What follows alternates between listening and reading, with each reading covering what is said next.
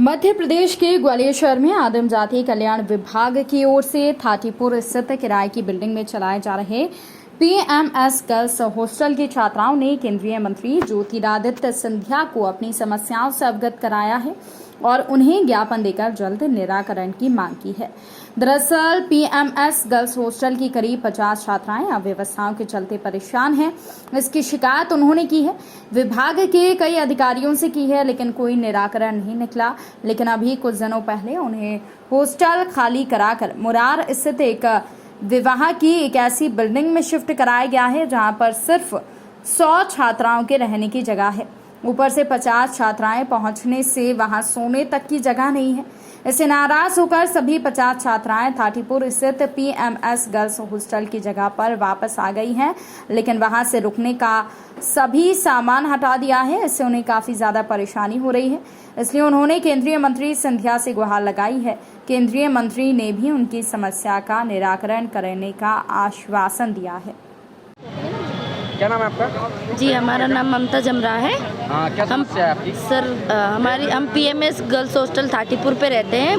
Private rent में ली हुई government ने बिल्डिंग, उसमें तो कुछ समय पहले से वहाँ पे कुछ समस्याएं चल रही थी, जिनके सॉल्यूशन के लिए हमने संबंधित डिपार्टमेंट को आवेदन दिए हैं कि हमारी प्रॉब्लम का सॉल्यूशन करो।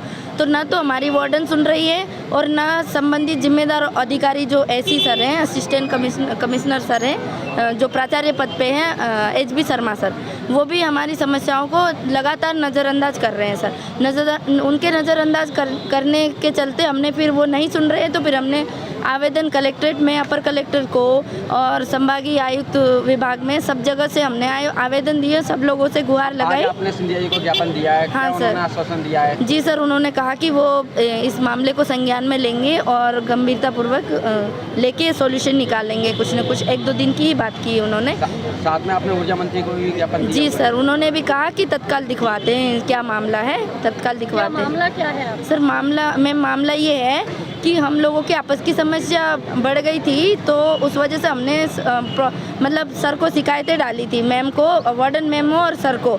तो उन लोगों ने हमारी शिकायतों को नज़रअंदाज करके आपस के झगड़े और बढ़ा दिए और ये साबित करने की कोशिश की कि लड़कियां ही गलत है और लड़कियां जिद्दी है और लड़कियां अयासी है, जो आपस में लड़ाइयाँ करके हमें परेशान करती है। उनका ये कहना है कि हम उनको परेशान कर रहे हैं, संबंधित वार्डन और हमारे एसी सर।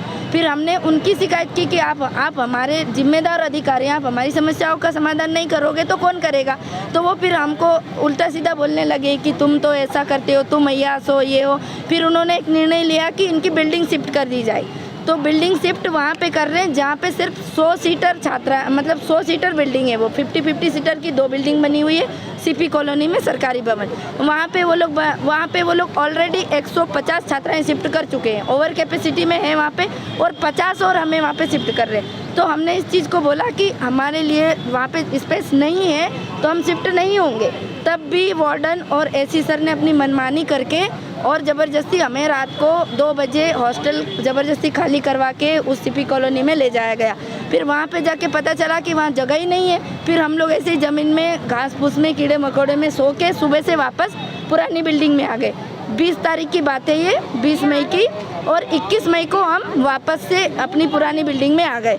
अब वो 21 तारीख को जब हम सुबह उठे तो वहाँ पे क्या है, वार्डन जो है रंजीता मैडम और उनके पति वीर सिंह जाटव, उन्होंने क्या है वहाँ पे बकरा कटवाया सुबह वहाँ पे हॉस्टल में, कैंपस में, ऑन कैंपस है वो। वहाँ पे ऐसा भी नहीं है कि छुट्टियाँ चल रही हो, लड़कियाँ नहीं है, ऐसा कुछ नहीं है। वहाँ लड़कियाँ रह रही है, 150 लड़कियाँ, और हम में से भी 15-20 लड़कियाँ वहीं पे थी उस समय। लड़कियाँ जो प्रभावित हुई हैं हॉस्टल के कारण?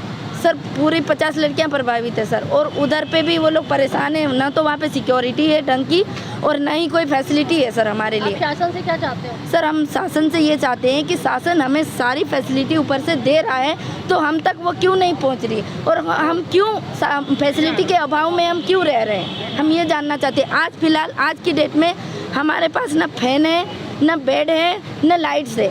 लाइट्स भी ले गए हैं वो खींच के, फैन भी ले गए हैं और बेड भी ले गए। हम बिना बेड के, इतनी गर्मी में बिना लाइट्स के और बिना फैन के रह रहे हैं। आज हम लगातार 2 महीने से परेशान हैं।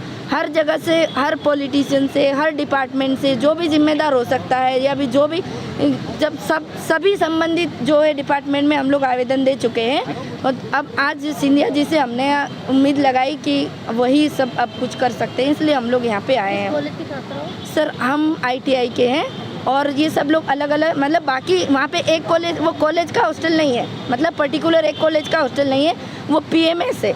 वहाँ पे पूरे UG और PG की सभी अलग अलग कॉलेजेस की छात्राएं रहती है मैम।